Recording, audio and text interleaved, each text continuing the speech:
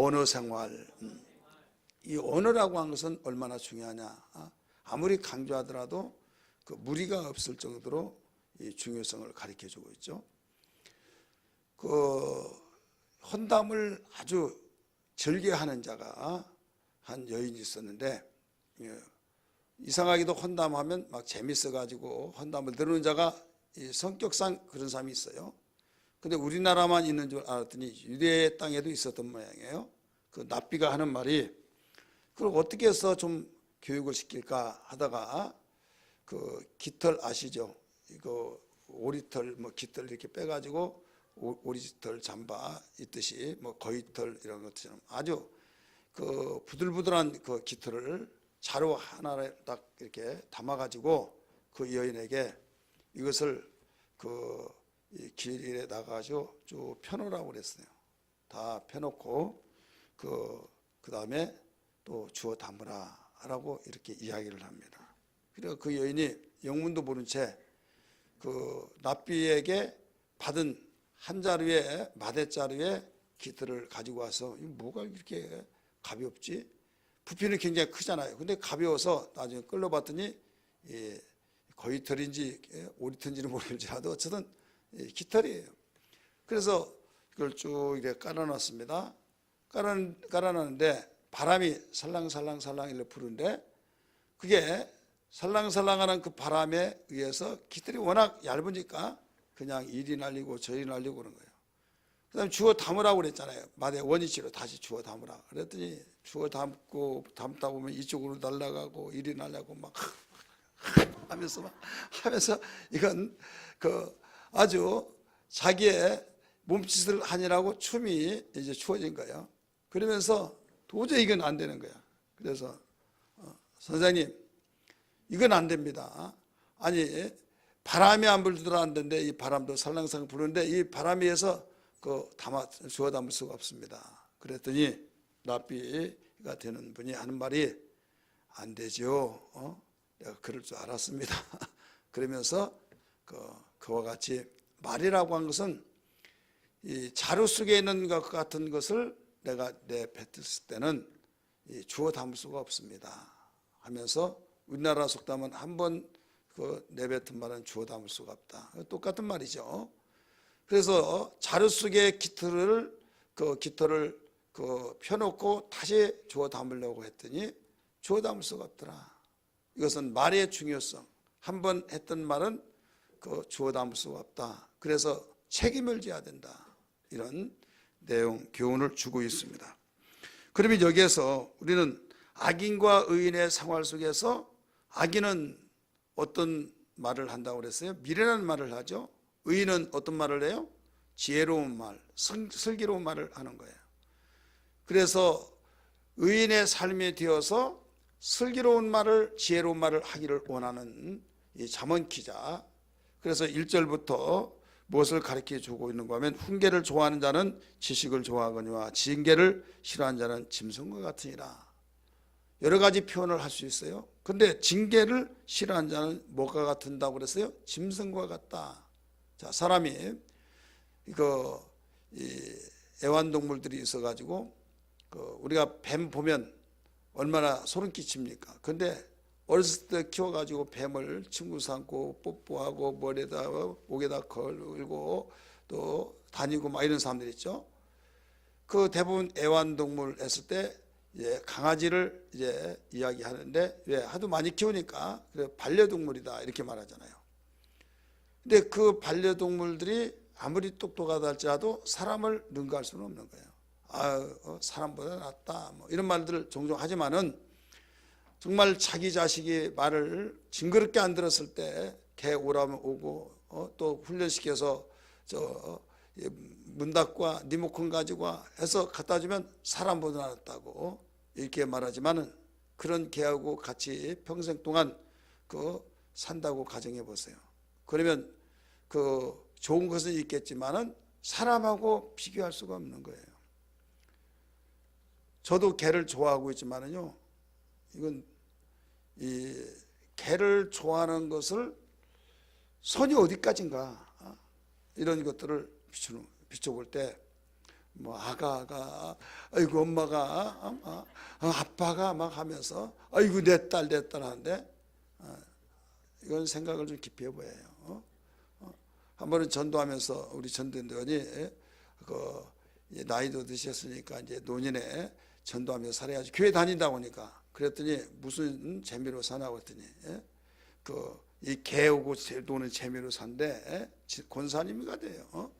그러니까 아니 개 가지고 무슨 그 노예 그 목숨 걸고 저기냐고 그렇게 말했다고 막 얼마나 아니 벌떼처럼 달라들듯이 막 아니 그렇게 말한 거 아니다 하면서 막 싸우려고 하더라고요. 그게 누구다고요? 권사님이더라고. 그러니까 그 사람은 그렇게 개가 좋아서 누가 옆에서 조금만 뭐라고 하면 막 이렇게 역성을 부리더라 이거죠. 이게 뭐냐? 이건 하나님이 우리를 하나님의 형상을 따라 그 모양대로 지은 사람들의 그 생명의 존엄성과 하나님의 생명을 불어넣어서 만들어 우리에게 살게 하신 것과 각혼 영이 아니에요.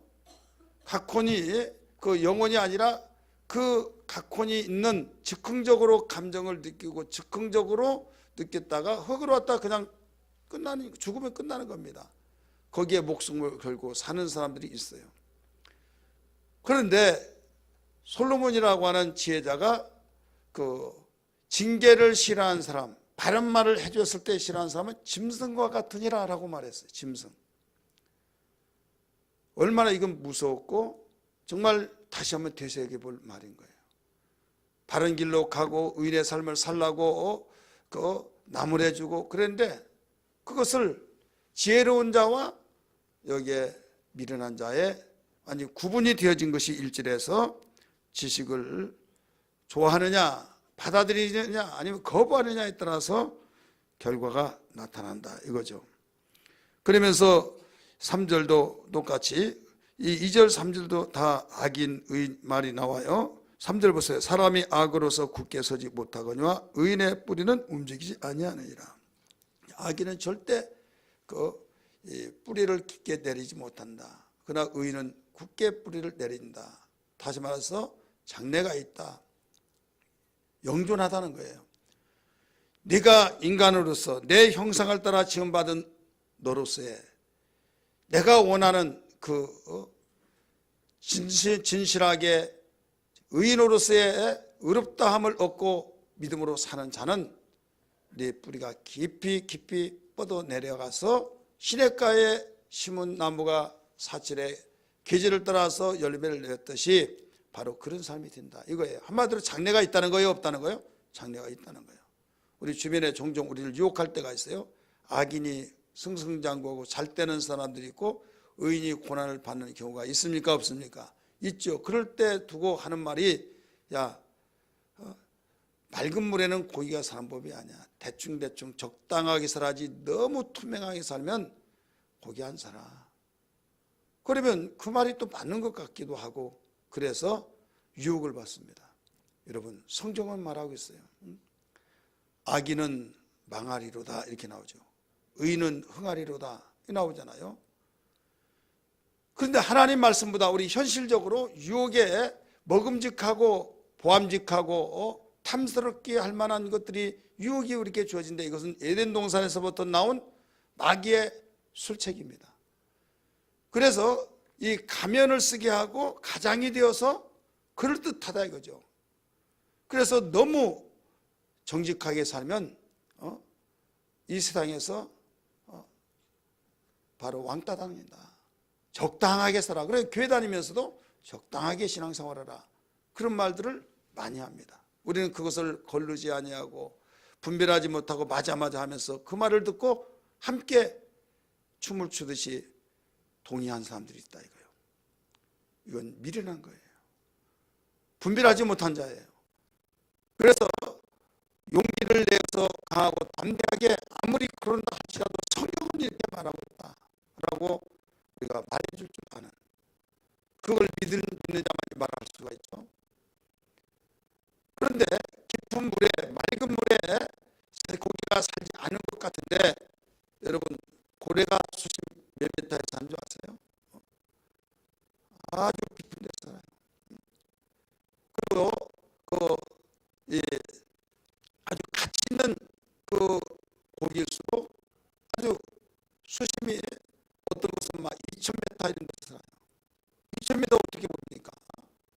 길어요. 2,000m는. 근데 눈에 보이는 고기는 뭐 짠책 있잖아요. 송사리. 저는 섬진강 상류에서 살아가지고요. 옛날에 지금이니까 뭐 세탁기에서 빨래하고 다 그랬기 때문에 잘 모르겠지만은 옛날에는 빨래를 모아놓고 그걸 일고 빨래터로 갑니다. 시내가에 흐른 물에 거기 가서 얼음을 깨고 빨래를 하는데 여름 같은 경우는 그런 필요가 없겠죠. 빨래를 합니다. 그러면 비눗물이 있잖아요. 비눗물에 의해서 모여들어요. 뭐가 고기 떼로 모여듭니다. 근데 고기 떼가 얼마나냐? 1cm도 안 돼요. 한그 7, 8m는 송사리 떼들이 막 우글우글 떡이 떠집니다. 그걸 몰려든다 이거예요. 그런 고기는 식탁에 올라올 수가 없는 거예요. 눈에 보일 때 맑은 물은 고기가 안 사는 물이야. 어떤 특별히 많은 것 같아요. 너무 맑게 살면 사람들이 다 싫어해. 그러다 보니까 맞아 하면서 분별력 없이 받아들이고 적당하게 살아삽시다. 하나님은 적당한 것을 싫어하신다. 하나님이 싫어하면 우리는 적당하게 하지 않겠죠. 흙이냐 백이냐 두 가지 OX 문제뿐이 없어요. 진리냐 비진리냐 의의 길이냐 악의 길이냐. 적당한 것은 뭐냐? 깨끗하지 않다는 거예요. 부정물하고 맑은 물하고 합쳐놓으면 희석되죠. 그래서 아주 깨끗하지도 않고 아주 부정하지도 않고 적당하죠. 그게 벌써 오염됐다는 거예요.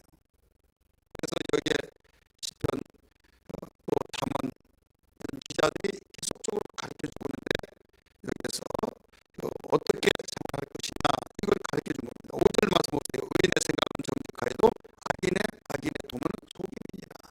의인과 악인을 계속 비교하고 있죠. 6절 같이 읽습니다. 시작. 악인의 말은 사람을 욕보아 피를 흘리자 하는 것이거니와 정직한 자의 입은 사람을 구원하느니라. 살리는 일을 한다고 죽이는 일을 하고 악인과 의인의 모든 한가람이 여기서 또 나오죠. 10절 또 보세요. 악인은 엎드러져서 소멸되느니와 의인의 증언은 서 있으리라. 결국 누가 흥하고 누가 망합니까? 의인은 흥하고 악인은 망한다 이거죠. 하나님은 의인의 편에서 밀어주시고 이끌으시고 돌봐주신 것을 믿기 바랍니다. 그래서 어떤 일이라도 유혹이 달콤하고 세상이 다 소리치면서 너무 그렇게 진실하게 살지 말아라. 다 싫어한다. 너 혼자만 그렇다. 라고 할 때 그런 것 같아서 우리가 적당하게 하려고 하다 보면 내 신앙이 벌써 혼합주의가 되어버리면 그때부터는 이것도 아니고 저것도 아닌 거예요. 그래서 결국 판단되어지면 하나님이 보실 때 너는 내가 쓸 수가 없다. 내 편이 아니다 이거죠. 그래서 어떻게 보면요, 다른 길로 가려고 하는 사람들은 굉장히 외롭습니다. 외롭고 또 구설스러우고. 근데 한 가지 중요한 것은 죄를 짓고 구설수를 짓는 것 외에 구설수에 오르락내락 하는 것보다 그 의를 위해서 오르락내락하는 구설수가 더 낫지 않냐 이거죠. 성경에 다른 말로 표현한다고 하면 죄를 짓고 고난받는 것이 낫냐, 의를 행하다가 고난받는 것이 낫냐. 자, 이방인의 고난받는 거 어느 것이 더 낫습니까? 그래야 사람들은 야 바보야, 너 그런 욕도 먹으려면 실컷 죄 짓고 욕도 보면 무슨 억울함이 있겠냐. 근데 죄 안 짓고 바르게 살라고 그런 소리 들었으니까 억울하지도 않냐 이거예요. 어떻게 듣기에는요 달콤하고 그래 해서 유혹을 받기 시작합니다. 정신을 차리고 보면요 이게 보여요. 어떻게 보이냐. 베드로 사도가 고백했던 것처럼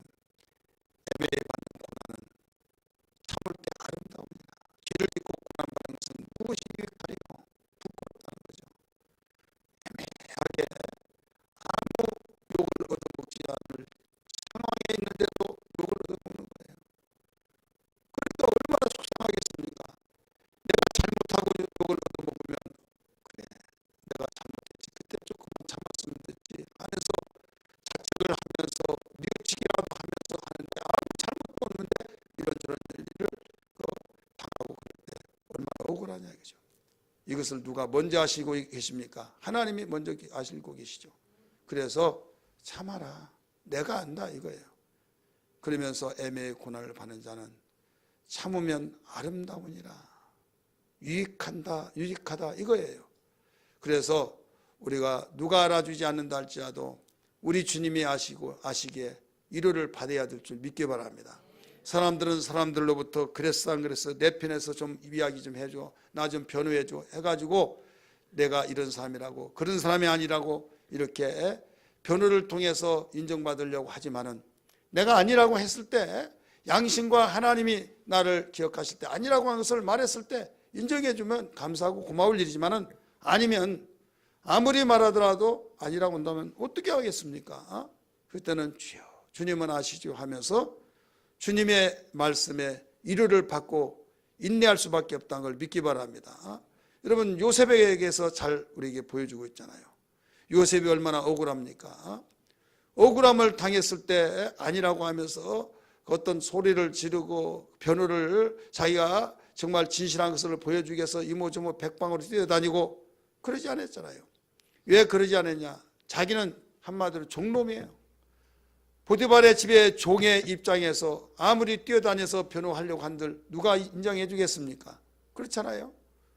그러니까 내가 변호한다고 해서 되는 것도 아니고, 이것은 하나님이 하신다 해서 하나님이 인정해 주시면 됐지 하면서 하나님을 바라보면서 하나님이 아시기에 위로를 받으면서 인내하면서 하나님 조금도 섬기는 일에서 진실하게 살려고 하고 충성스럽게 생활한 것에 흐트러지지 않고 살아갔을 때 옥사장에게 마음을 감동시켜 요셉을 거기서 돌보는 자로 높여놓게 하시고, 때가 되니까 끄집어서 물건 보따리처럼 이리 팔리고 저리 팔렸던 요셉을 그 나라의 총리가 되게 하셨던 하나님의 역사를 믿으시면 아멘 하시기 바랍니다.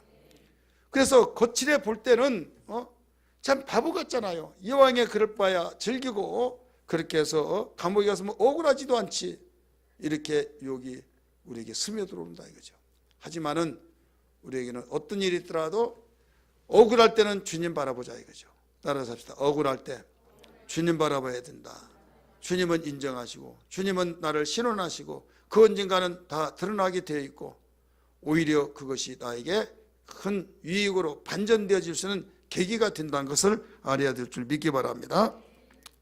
그래서 오늘 10절에서도 이렇게 나옵니다. 같이 11절 11절 같이 읽습니다. 자기의 토지를 경작하는 자는 먹을 것이 많거니와 방탕한 것을 따르는 자는 지혜가 없느니라. 12절 악인은 불의의 이익을 탐하나 의인은 그 뿌리로 말미암아 결실하느니라. 아멘.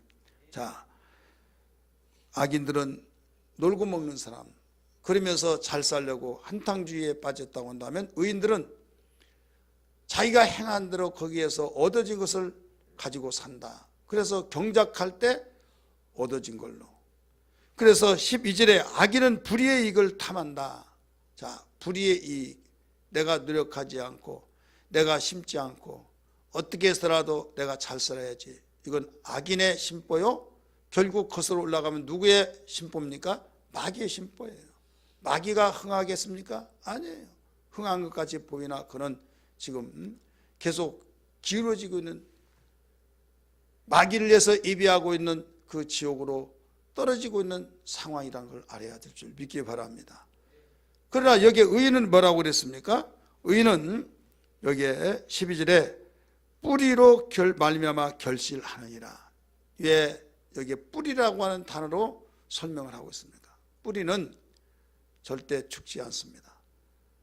생명 있는 뿌리는 등치를 잘라버릴 때라도 이게 그루터기가 나와서 다시 재생이 된다 이거죠. 다시 회복이 된다 이거예요. 그렇기 때문에 의인이 망하는 경우들을 우리가 현실적으로 볼 수가 있어요. 그렇게 열심히, 그렇게 진실하게, 그렇게 진실 노래 부르니 참 꼴 좋다 하면서 비아냥거리는 사람들이 있죠. 그때 얼마나 가슴 아프겠습니까? 그러나 그루터기로 남겨둔다라고 말씀하시잖아요. 뿌리로 말미암아 결실하느니라. 누가 나무를 잘라버리고 끝났다라고 했지만은 거기에서 다시 싹이 나서 자라서 열매를 거두더라 이거예요. 믿으시길 바랍니다. 이게 바로 의인의 결실의 모든 그 비결이라는 것을 가르쳐주고 있습니다. 이스라엘 백성이 나라 없이 이리 망하고 저리 망하고 나라가 망해서 주인이 몇 번씩 바뀌고 2000년 동안 나라 없이 방황하고 상환했어요.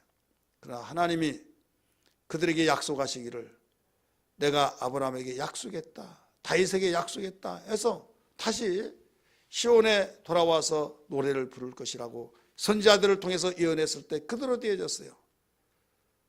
이것은 무엇을 가리키고 있는가 하면 하나님이 약속하시고 그를 돌보시고 그러면 주인이 몇 번씩 바뀌어서 이방 생활을 2000년 동안 하는 가운데서 뭐 했느냐? 참 어려운 상황이 있었겠지만은 이것을 그들은 한결같이 그들이 선자의 말을 믿으면서 하나님을 섬기면서 이런 말을 했어요.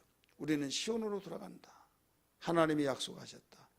그래서 시오니즘이라고 하는 그 시온주의 뿌리가 있어서 그들이 그동안에 이미 이방의 나라 가서 터전을 마련하고 거기서 생활 터전이 깊숙이 파고들어서 몇 수십 년 동안 어떤 적에는 몇 대씩 그들이 뿌리를 내려서 생업에 든든한 기반을 잡혀 있는 그런 상황이 있을지라도 하나님이 우리에게 여기에 약속하신 것이 아니라 시온에 약속하셨다.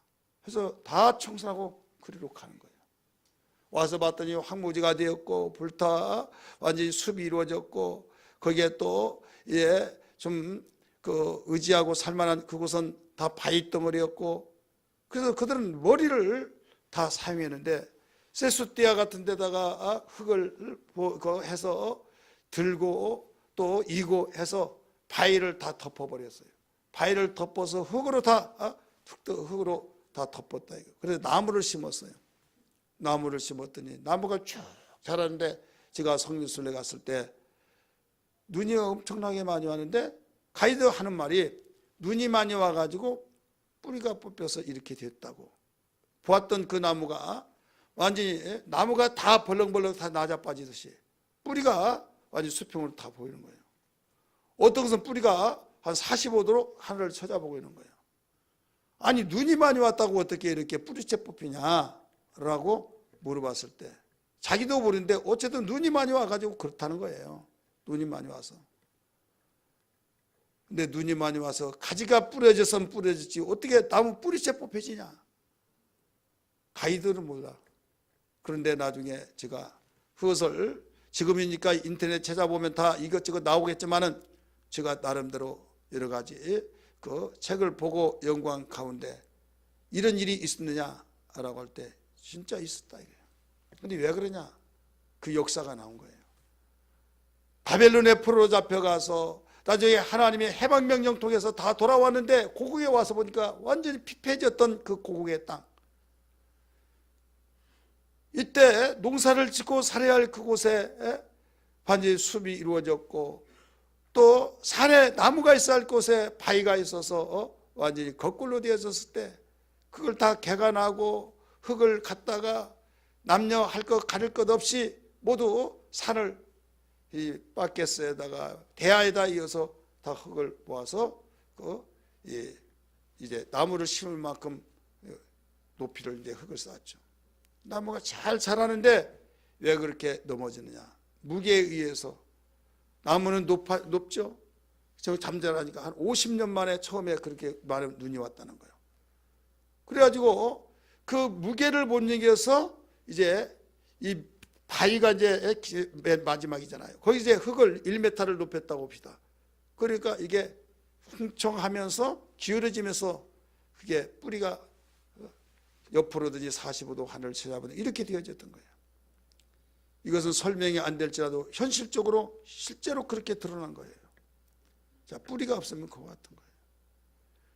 근데 시냇가에 계절을 쫓아서 열매를 내는 그곳에 깊숙이 뻗어내려갔던 그 뿌리, 거기서 결실한다. 여러분, 약속을 보장한 것이라는 걸 믿기 바랍니다. 의인의 삶은 그와 같다. 그래서 하나님이 밀어주시고 하나님이 모든 것을 후원해 주시고 이끌으시고 돌봐주셔야 될 줄 믿기 바랍니다. 그래서 어떤 일이 있더라도 유혹받지 말고 하나님 말씀 따라서 우리는 의인의 삶이 되어야 된다는 걸 알아야 될 줄 믿기 바랍니다. 우리는 자칫 잘못하면 의인의 삶 하면 내가 행실에 통해서 의인 이렇게 생각하면 안 됩니다. 우리는 그것을 배제할 수 없지만은 한 가지 중요한 것은 우리 모든 사람은 다 죄인이에요. 죄인이지만은 우리가 의롭다함을 얻은 사람이 누구냐? 예수의 피로 거룩함을 입는 사람. 시편 32편 1절 2절의 말씀 보니까 허물에 가려움을 받는 자는 복이 있나니 이렇게 나오죠. 제가 가려움을 받았어요. 고물상 길거리에 오물 쓰레기가 바로 수북수북 쌓이는데 눈이 많이 와서 다 덮어버렸을 때 깨끗하잖아요. 야, 깨끗하다 이렇게 말하죠. 마찬가지로 하나님 보시기에 가장 추악한 우리의 죄를 보고 하나님이 우리에게 깨끗하다고 할 수가 없는 거예요. 하나님의 눈에 죄가 보면 망합니다. 하나님의 눈에 의가 보면 흥한다는 것을 믿기 바랍니다. 그래서 눈과 같이 희어질 것이요 하는 것이 눈이 하여서 그 말했던 것만이 아니라 눈은 무엇을 그렇게 가리키는 거면 양면성이에요. 하여서 그 깨끗하다고 말하고 이 지저분한 것을 다 덮어버렸다고 한 것이 더 해석이 더 깊게 있는 겁니다. 우리는 더러웠던 죄를 예수의 피로 다 덮어버렸다 이거예요. 그래서 가리움을 받는 자는 복이 있다. 우리 성경 볼까요? 시편 32편 1절 2절. 시편 32편 1절 2절 모두 찾으시기 바랍니다. 먼저 찾으신 분들 읽으세요. 시작. 마음에 간사함이 없고 하나님께 정죄를 당하지 아니하는 복이 있도다. 자, 복이 있다고 한 번 두 번이 나와요. 1절에서 한 번, 2절에서 한 번. 1절은 무슨 복입니까? 우리 구속의 은혜의 복이에요. 다시 말해서 우리는 죄인이지만은 허물의 가려움을 받는 거 예수의 피로 다 덮어버렸어요. 그래서 죄인이지만 너 죄 없다. 왜? 가려워지니까 그 속에 뭐가 든지 우리 모르듯이 하나님이 망각의 은혜를 통해서 우리를 예수의 피로 의롭다함을 허락해 주신 거. 그 다음에 2절에서는 뭐냐면 마음에 간사함이 없고 하나님께 정죄를 당하지 아니한 자는 복이 있도다. 우리는 이제 구속함을 얻고 믿음으로 살아가는 삶 이거예요. 살기 위해서 우리가 정직하게 사는 것이 아니라 구약시대 때는 바로 내가 살기 위해서 죄를 짓지 않았어요. 그런데 신약시대 복음시대는 나를 살려주신 그 은혜가 감사해서 말씀에 순종하고 있는 걸 믿기 바랍니다. 그러니까 1절은 복음의 그 핵심을 가리키고 2절은 복음으로 살아가는 삶을 가리키고 있는 거예요. 그렇기 때문에 이와 같이 복음으로 사는 삶은 장래가 있다. 하나님이 죄 없다고 하는데 누가 정죄하겠습니까? 판결한 저 판사의 눈에 아무 죄가 없어요. 그러면 무죄로 석방되고 무죄로 판결을 내려줄 때 누가 그 죄 있다고 하겠습니까? 아, 저 사람은 아무 끄떡 없어. 죄 하나도 없어. 그런데 몇 조 몇 항에서 몇 년 하고 땅 때릴 때 그런 것이 어딨냐? 법에 나와 있는 걸 어떻게 합니까? 판사가 자기 마음대로 판결한 것이 아니에요. 법의 기준에서 판결을 내듯이 하나님이 재판장으로서의 오직 당신께서 말씀하신 말씀에 의해서 판결을 내리실 때 죄의 허물을 가리움을 받는 자는 복이 있도다 하신 것처럼 의롭다함을 얻었다. 그래서 신학적인 용어로 칭의를 얻었다. 저는 죄인이라고 하는 딱지가 붙었는데 이제는 예수의 피를 힘입어서 구속함을 받은 사람은 죄의 딱지가 없어져 버리고 의인이라는 딱지로 딱 붙여졌다 이거예요. 그래서 의인이라고 칭의를 받았다 이런 말씀이에요. 얼마나 감사합니까? 얼마나 우리는 희망이고 얼마나 우리에게 소망 중에 즐거워야 할 내용이지 않습니까? 우리는 이런 소망에 감사가 넘쳐야 될 줄 믿기 바랍니다. 그래서 우리는 열심히 우리 믿음으로 사는 거예요. 13절 같이 읽습니다. 시작. 악인은 입술의 허물로 말미암아 그물에 걸려도 의인은 환난에서 벗어나니라. 자, 악인은 장래가 없어요. 어떻게 빠져나가는데 말을 잘못해가지고 네가 네 입에서 네가 정죄를 받고 있다. 네가 네 입에서 지금 말하고 있지 않느냐? 나 죄인이요. 말하고 있지 않느냐는 거예요. 예수님이 네가 죄인이냐? 별의별 말을 다 하더라도 말을 듣지 않은 거예요. 네가 하나님의 아들이냐? 그러니까 내가 하나님의 아들이다. 이런 말을 했어요. 그랬더니 대제사장들이 하는 말이 우리가 다른 증인을 대실 필요 없다. 자기 입에서 자기 말로 자기가 정죄를 받고 있다. 자기가 하나님의 아들이라고 말한 그 자체가 바로 죽일 죄를 얼마든지 가질 수 있다 해가지고 예수를 죽인 거예요.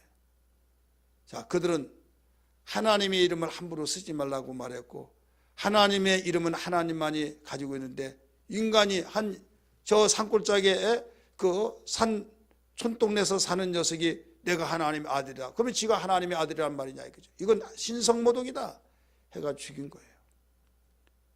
이만큼 자기 입에서 자기 입으로 나는 하나님의 아들이라고 뱉었기 때문에 더 이상 증인이 필요 없다는 거예요. 그들은 예수를 알지 못했기 때문에 과오를 저질렀지만은 그들의 판단에서는 정말 그들이 확실하게 그 말에 의해서 그를 죽이겠다고 하는 어떤 누가 토를 달지 않았습니다. 자, 여기서 가르쳐 주기를 13절 이미 읽었죠. 자기 입술의 허물로 말미암아 거기에 그물에서 벗어날 수가 없다는 거예요. 자기 입에서 올무에 걸렸다는 거예요. 그런데 의인은 올무에 걸렸을지라도 거기서 벗어난다는 거예요. 따라서 합시다. 의인은 올무에 걸렸을지라도 벗어난다. 예, 하나님이 인정하셔서 벗어날 길을 주셨어요. 예를 들어서 가늠하는 현장에서 바로 그 현장범으로 붙잡혀서 죽이기 위해서 예수님께 데리고 왔습니다. 예수님께 데려왔던 그 바리새인들이 선생님은 용서를 많이 하라고 그랬죠. 근데 모세율법에 의해서 가늠한 자는 돌로 쳐 죽이라고 했는데 어찌하시려겠습니까? 라고 물어보고 있어요. 이때 예수님이 분명히 모세율법에 의하면 돌로 쳐 죽이라 이렇게 말을 해야겠죠. 그렇게 말하면 간단합니다. 그런데 그를 살리기 위해서는 그냥 무시해버리면 모세의 법에 걸리는 거예요. 일부러 지금 그런 올무에 걸리게 하기 위해서 예수를 올무에 걸리게 하기 위해서 그 자리에서 죽여도 되는데 끌고 온 거예요. 이때 예수님은 그들의 마음을 아시고 침묵을 지키시다가 허리를 굽히시더니 땅에 뭐라고 글을 쓰기 시작합니다. 그러더니 이런 말씀하시는 거예요. 누구든지 죄 없는 자가 돌로 치라. 이런 말을 하는 거예요. 누구든지 죄 없는 자가 돌로 치라. 그래 모세의 율법에 돌로 치라고 했어야 했어요? 그러니까 그 말을 어기지 않았습니다. 누구든지 죄가 없는 자는 자신 있다고 하는 돌로 쳐 죽이라는 거예요. 그러니까 마음에 찔림을 받고 마음씀에 손을 얹고 자기가 죄를 졌는데 힐끗 쳐다보면서 피하고 다 가버리고 예수님하고 그 여인만 남는 거예요. 다시는 죄를 지지 말아라 이렇게 말씀하셨죠. 자, 그물에서 바로 벗어났어요? 안 벗어났어요? 벗어난 거예요. 하나님께서는 반드시 그런 어려운 가운데서도 벗어나게 하신 분이라고 해요. 여러분 다니엘이 얼마나 공경에 빠졌습니까? 그 세 친구가 얼마나 공경에 빠졌습니까? 사자굴 속에 던져지는 그물에 빠진 거예요. 그러나 거기서 구원해내시고 불 가운데 건짐을 받고 이게 바로 의인의 모든 하나님이 보장하시는 그 모든 사건이라는 것을 믿으시기를 바랍니다. 이렇게 해서 우리는 의인의 길, 악인의 길, 의인의 길에서는 슬기로운 자, 지혜로운 자가 지혜로운 삶을 살아서 하나님이 보장하시고 미련한 자는 아무리 도와주려고 하지만은 악인에게서 의인을 찾아볼 수가 없어요. 악인이 의인 되어진 비결은 간단해요. 지금에 와서 우리는 복음에 예수의 피로 덮어짐을 받는 자, 핏부림을 받은 자, 구속함을 받은 자, 예수 믿는 자, 그들은 의롭다함을 얻은 자이기 때문에 의인의 삶을 살 수 있다 이거예요. 그래서 주님 예수 믿는 것이 이렇게 큰 복이요 행복이요 우리에게 큰 축복인 걸 알았습니다. 믿음의 삶을 살게 하여 주옵소서. 기도해야 될 줄 믿습니다. 여러분 성경 가르쳐주고 있잖아요. 의인은 오직 무엇으로 말미암아 살리라? 믿음으로 말미암아 살리라. 할렐루야. 믿음으로 말미암아 사는 사람은 지혜로운 자입니다. 믿음으로 말미암아 사는 자는 세상에 누가 뭐라고 한다 할지라도 바로 슬기로운 자입니다. 그래서 여러 가지를 지혜롭다고 말할 수 있지만 그 중에 하나로 꽃을 피울 수 있는 것이 뭐냐면 언어다 이거예요. 언어. 그래서 이 언어가 어떻게 움직여지냐에 따라서 어떤 말을 하느냐에 따라서 이 사람은 의인이다, 악인이다 라고 여기서 판별력을 여기서 보여주시는 거예요. 왜? 좋은 나무에서 좋은 열매 맺듯이 의인에게는 반드시 언어의 입술의 열매가 맺혀지거든요. 한 입에서 쓴물과 한 그 샘구멍에서 쓴물과 단물이 나올 수 없듯이 우리는 의인에게서는 진실한 지혜로운 말만 나온다 이겁니다. 우리 성경 그래서 비춰보면서 의롭고 지혜로운 자의 말은 어떤 모습으로 나타나느냐, 그게 세 가지를 가르쳐 주겠어요. 첫째는 의의를 나타낸다 이렇게 가르쳐 줬습니다. 따라서 의의를 나타낸다. 17절 말씀 봅니다. 진리를 말한 자는 뭐라고 그랬어요? 의를 나타내어도 이렇게 나오죠. 진리를 말하는 자는 뭐라고 그랬어요? 의를 나타내는. 여기 의는 진리를 말하고 있어요. 진리는 의를 말하고 있어요. 왜? 진리만이 의가 되죠. 세상에 의롭다고 하고 저 사람 정말로 대단한 착한 사람이고 정말 법업도 산 사람이고 그런 사람이랄지라도 시대가 바뀌어져 버리면 죄인 된다니까요. 거기에 기준이 이렇게 하루아침에 바뀌어지고 정권이 바뀔 때마다 바뀌어지고 또 법이 바뀌어지면 죄 없는 사람이 죄인 되어버리고 얼마나 여러분 어디에 의존하고 어디에 기준 삼아서 살 수 있겠습니까? 그러나 성경은 여기에서 의를 어디에 기준을 세웠어요? 진리. 따랐습니다. 진리. 그래서 진리를 말한 자는 의를 나타내어도 이렇게 나오잖아요. 여러분 진리의 삶이 바로 의를 나타낸다는 걸 믿기 바랍니다. 의롭고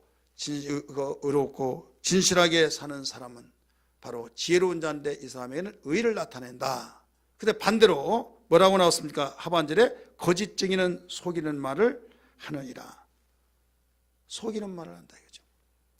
그래서 자기 자신을 속이고 남을 속이고 결국 드러나고 얼마 가지 못하고 참 부끄러움을 금할 길이 없는 이런 삶이 되어지죠.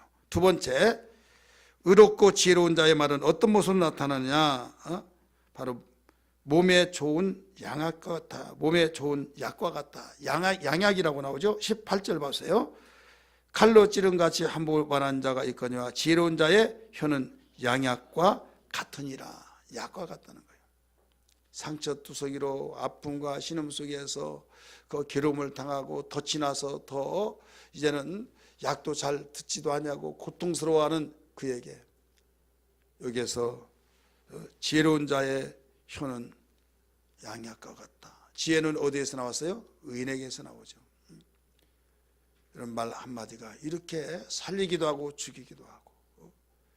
그래서 말을 할 때 우리가 정말 지혜스러운 말을 해서 의롭담을 얻을 수 있는 우리 행실의 열매가 나무를 가르쳐 주었듯이 우리는 포도나무요, 우리는 가지라고 그랬잖아요. 주님은 포도나무, 우리는 가지이기 때문에 극상품 제일 좋은 포도나무에 붙어있는 가지로서의 우리의 행실이 잘못되어서 여러분 주님의 영광 가리워서는 아니 될 줄 믿기 바랍니다. 그러니까 우리는 공인이 된다 이거예요.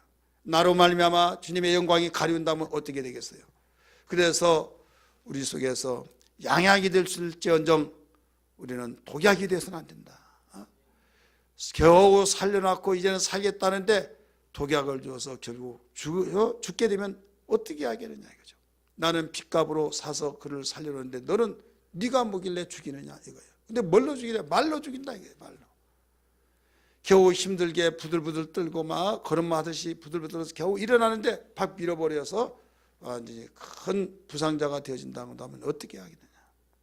그래서 주님 말의 지혜를 주시고 말의 지식을 주시고 말의 능력을 주셔서 온전한 입술이 되게 하여 달라고, 입술의 열매가 되게 달라고 기도해야 될 줄 믿기 바랍니다. 그래서 함부로 말하지 말고 우리를 혀를 억제할 수 있는 그 지혜가 필요합니다. 따라서 합시다. 함부로 말하지 말자. 우리 잠언 10장 19절 한번 보세요. 잠언 10장 19절 같이 읽을까요? 시작. 말이 많으면 허물을 면하기 어려우나 그 입술을 제하는 자는 지혜가 있느니라.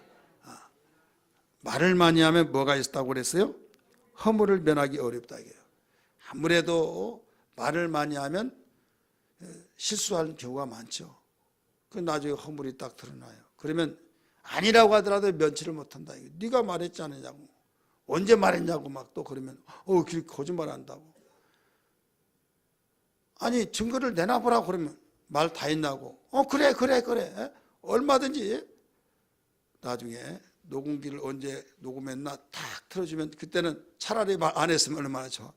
미안하다고 내가 그랬냐고 하면 좋은데 막 언제 그랬냐고. 그러니까 그 자체까지 플러스 알파가 되어서 참 더 추한 사람이 되어진 겁니다. 그런데 여기에서 어떤 사람은요, 19절 다시 봅니다. 말이 많으면 허물을 면하기 어려우나 그 입술을 제어하는 자는 지혜가 있느니라.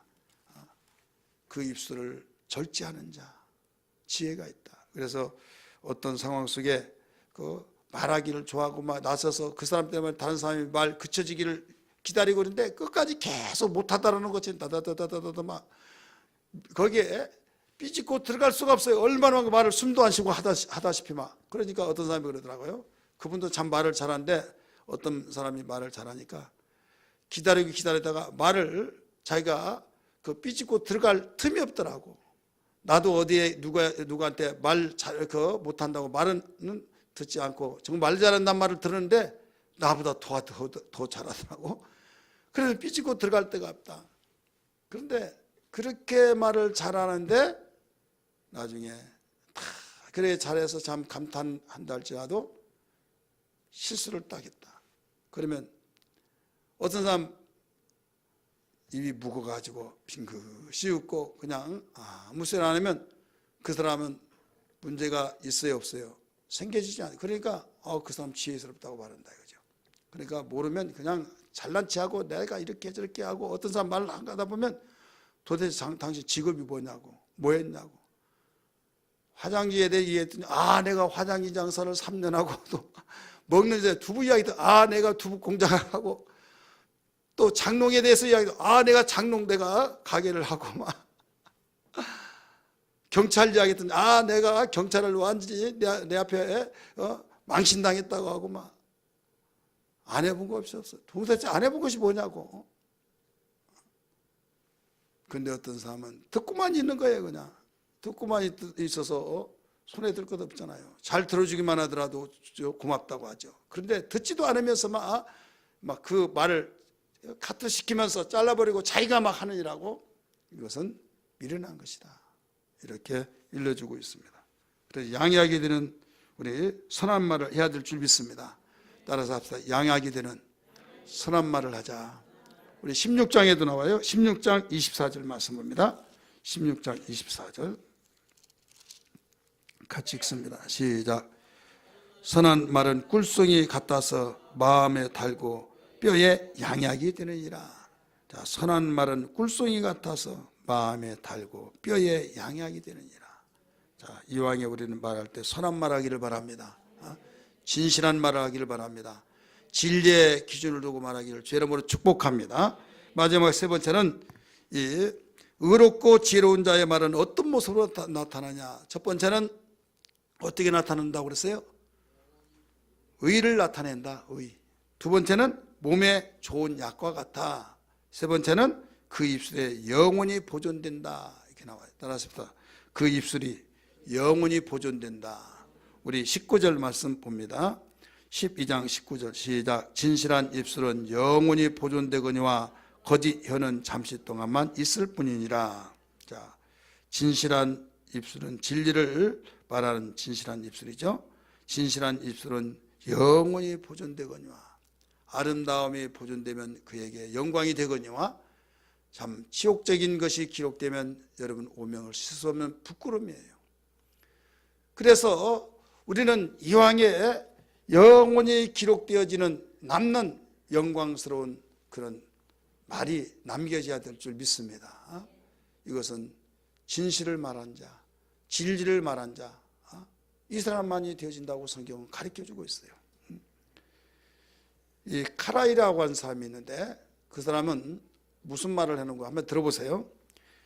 결국에 가서 성공한 거짓말은 하나도 없다. 결국에 가서 성공한 거짓말은 하나도 없다는 거예요. 거짓말은 오직 소멸되기 위해 존재할 뿐이다. 자, 거짓말은 무엇을 하기 위해서 존재할 뿐이다? 소멸되기 위해서 존재할 뿐이다. 거짓말은 소멸의 순간만을 기다리며 갈망한다. 듣고 보니까 그런 것 같아요? 안 그런 것 같아요? 한마디로 거짓말은 성공을 못하는 거예요. 모면하기 그급해서 막 거짓말을 하고 그러느니 나중에 부끄럼 당하보다 미안하다고, 내가 실수했다고 주워 담을 수는 없지만은 그래도 그것을 더 모면하기 위해서 거짓말하고 거짓말하다 보면 눈덩어리가 이러면 항상 눈덩어리가 아니에요. 봄이 되면 녹아요. 그러면 녹으면 그 속에 뭐가 들었던 걸 다 알아요. 거짓말은 언젠간 드러난다 이거예요. 드러나기 때문에 우리는 진실한 말을 해야 된다. 이것을 가르쳐주고 있습니다. 그래서 어느 것으로 바로 뿌리를 내려야 할 것이냐 기억하면서 진실만을 담아내는 어느 생활을 우리는 해야 된다고 하는 우리 오늘 잠언 기자가 우리에게 가르쳐주고 있듯이 이런 신앙이 되어야 될 줄 믿습니다. 따라서 합시다. 입술의 열매를 맺읍시다. 입술의 열매를 맺으면요, 입술이 양약이 되기도 하고 독초가 되기도 하고 살리기도 하고 죽이기도 하고 굉장히 무서운 거예요. 여러분, 우리 주님은 우리를 살리기 위해서 당신의 몸에 모든 피 한 방울 물 한 방울 남김없이 다 쏟아주셨는데 우리는 그렇게 해서 살아나게 되는데 우리가 형제를 또 우리 이웃을 부모 형제를 자녀를 말 한마디로 인하여서 상처가 되고 정말 그 상처가 치유되지 못해서 문제들이 일어난 일들이 우리에게 얼마나 사회에 악을 끼치는 게 또 많이 있지 않느냐 그죠? 신창원 씨, 신창원 봤죠? 태도? 왜 그러느냐? 여러분 더 잘 알잖아요. 그래 어렸을 때 말 한마디가 그에게 격려하고 용기를 불어넣어주고 정말 사랑스러운 말을 해주고 그 진리에 진실한 말을 해주면 얼마나 좋겠습니까? 그러나 너 같은 건 눈에 사라져버려요. 이런 식으로 말한다고 한다면 그게 심어져 버린다. 그죠? 너 같은 거, 너는 자식이 아니라 연수다. 이런 식으로. 성질 나는데 어떻게 뭐 좋은 말만 할 수 있겠습니까? 이게 인간인데. 여러분, 우리는 새로운 피조물이라는 걸 믿기 바랍니다. 새로운 피조물이에요. 그래서 이 입을 억제할 수 있는 것은 뭐냐? 여러분, 사람은 이 혀에 대해서 한치도 되지 않냐는 그 혀를 어떻게 길들일 것이냐? 성경은 가르쳐 주고 있는 거예요. 손은, 짐승은 길들일 수 있는데 혀는 길들일 수가 없다. 이렇게 가르쳐 줬어요. 한번 빼볼까요? 혀를? 이거 어떻게 길들일 거예요? 자, 뭘로 길들일 것입니까? 저는 고민하다가 어떻게 길들일까? 딱 한 가지 있더라고요. 하나님이 은혜를 주시는데 방언의 은사를 받고, 무슨 은사를 받고요? 방언의 은사를 받아서 막 기도하다 보면 나중에 이 방언은 새 방언이에요. 세상에서 한 번도 사용하지 않은 내 영이 하나님께 기도하는, 하나님과의 대화하는, 그분과 대화를 하다 보니까 길이 들여져 가지고 좋은 말을 하고 생각도 바뀌어지고 바로 그 기도를 통해서 우리가 변화의 모습을 보여주면서 그렇게 온순하고 공손하고 상냥하고 용기를 불어넣어주고 이런 말을 하게 되더라고요. 그죠? 목사님, 그는 방언만 받으면 다 됩니까? 방언 받은 사람도 막 악독하게 말을 완전히 도끼 눈 쏘아보듯이 바로 독초같이 가슴속에 빗으로 꼽듯이 말을 하는데요. 방언 받은 사람도 그렇게 되죠. 왜 그럽니까? 그 사람은 유지를 안 시켜서 그래요. 아무리 좋은 칼도요, 아무리 좋은 칼 반짝반짝 하더라도 쓰지 않으면 녹슬어요. 녹슬면 결국은 그 칼날이 다 부식되고 결국 버려질 수밖에 없는 칼다운 칼의 기능을 잃어버리는 거예요. 그래서 성령으로 충만하라 가르쳐 줬잖아요. 술 취하지 마라, 이는 방탕한 것이니 오직 성령의 충만을 받으라. 그래서 깨어있으라, 근신하라 가르쳐 줬잖아요.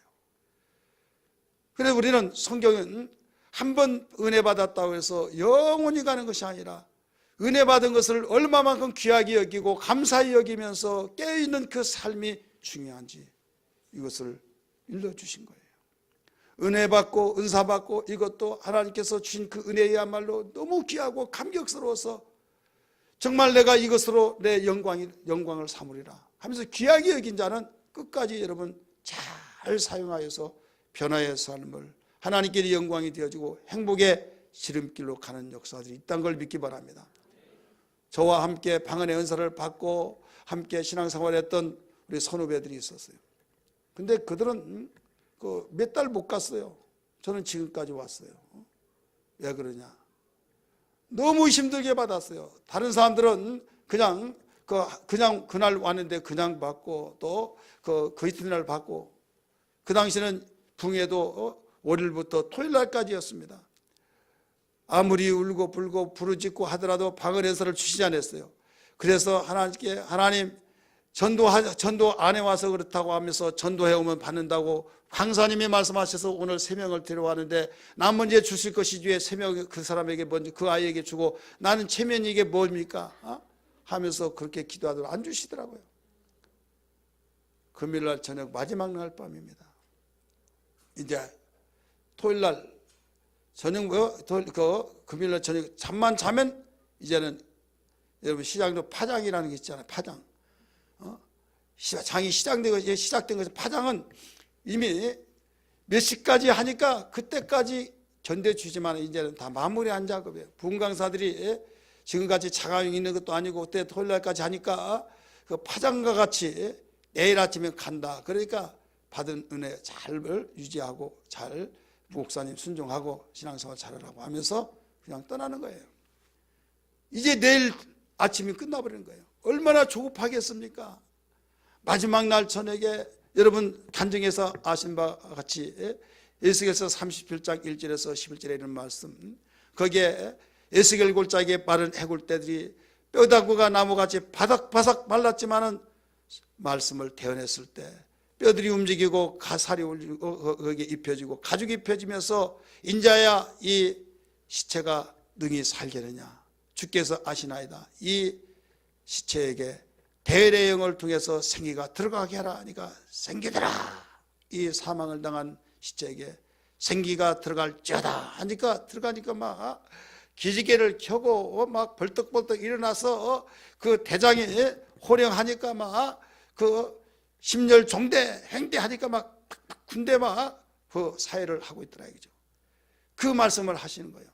그러면서 뼈다구와 같이 마른 심령들이 성령의 역사가 있으면 살아날 것이라고 하면서 얼마만큼 부흥강사 목사님이 설교하는지 지금도 그 몇 수십 년 되는데 잃어버리지 않고 있어요. 그래서 그걸 붙잡고 막 애통하고 애통해서 그때 은혜를 받았어요. 그때 방언 은사를 받았어요. 그러니까 이 은혜를 다른 친구들에 비하면 어떻게 해서 받았는데 너무 힘들게 받았고 너무 힘들게 받으면 귀하게 여겨지고, 따라서 합시다. 돈도 쉽게 벌면 어떻게 해요? 쉽게 없어지죠. 힘들게 벌면 어떻게 해요? 100만 원을 벌더라도 그냥 말 한마디 하니까 막 100만 원 줬어요. 그럼 야 오늘 100만 원 벌었다 하면서 금방 없어져요. 그런데 땀을 흘리면서 허리가 구부러지면서 힘들게 10만 원 벌었어요. 얼마나 귀합니까? 얼마나 귀하게 사용되어집니까? 그래서 쉽게 받은 것도 참 좋지만은 그렇게 좋은 것만 아니구나. 어렵게 받는 것도 그렇게 안 좋은 것만 아니구나. 제 나름대로 깨달아졌어요. 그러니까요, 어떻게 받았는데 하면서 매일매일 하나님 은사를 잘 지속하게 해달라고 부흥강사님 마지막 하는 말이 기억이 나요. 은혜 받은 자에게는 반드시 마귀가 항상 졸졸졸졸 따라다니면서 사용하지 못하게 소멸되게 만드니까 깨어서 기도해야 된다 해서 그 말이 귓전에 쟁쟁거렸어요. 날마다 위해서 기도하고 날마다 지속하기 위해서 겸손해야 된다고 하고 막 그래서 그걸 기도하다 보니까 지금까지 귀하게 여기고 있다 이거죠. 아멘 한 사람, 사람도 어떻게 그렇게 이렇게 합치하여서 그렇게 아멘도 안 하시는지. 여러분 다른 사람도 아니잖아요. 담임 목사가 그렇다고 하는데. 자 여러분 귀하게 여기자 이거죠. 우리 귀하게 여기려면 우리는 내가 가지고 있는 은혜를 정말 영광스럽게 여기야만 해요. 하나님이 주셨는데 나 이쁘다고 주셨고 나 같은 것이 뭐길래 이렇게 주시는데 귀하게 여길 때 우리는 간수를 잘하는 것이 다른 거 아니에요. 주님 말씀 지키는 거예요. 순종하는 거예요. 그래서 정직한 자는, 의인은 슬기로운 자, 지혜로운 자가 되어서 여러 가지들이 있지만은 슬기로운 일들이 한두 가지가 아니죠. 많이 있지만 그 중에 하나, 이 말, 언어 생활 속에서 우리는 잘 사용해야 된다. 언어 생활은 의가 나타납니다. 양약이 됩니다. 길이길이 우리는 뿌리를 내려서 우리에게 열매를 맺혀지게 된 것을 믿으시길 바랍니다.